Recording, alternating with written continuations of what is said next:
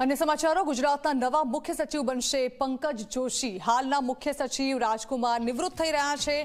હાલના મુખ્ય સચિવ રાજકુમાર જાન્યુઆરીમાં નિવૃત્ત થશે અને નવા મુખ્ય સચિવ હશે પંકજ જોશી, જે તેઓના બાદ જાન્યુઆરીમાં આ ચાર્જ સંભાળશે।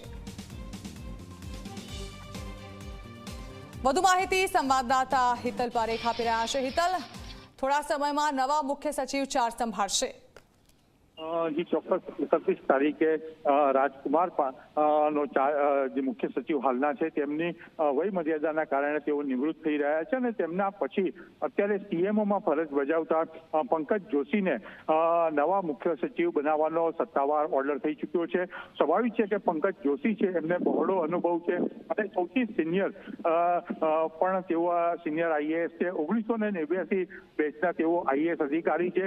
કલેક્ટરથી માંડીને કમિશનર અને ત્યાર પછી અલગ અલગ વિભાગોમાં સરકારના તેઓ ફરજ બજાવી ચૂક્યા છે। એટલે તમામ જગ્યાએ બહોળો અનુભવ ધરાવતા સિનિયર અને સૌમ્ય પ્રકૃતિના પંકજ જોશીનો સ્વભાવ છે। એટલે મિલનસાર સ્વભાવના પંકજ જોશી છે એ રાજ્યના મુખ્ય સચિવ નવા બનશે। જી બિલકુલ, આભાર હિતલ।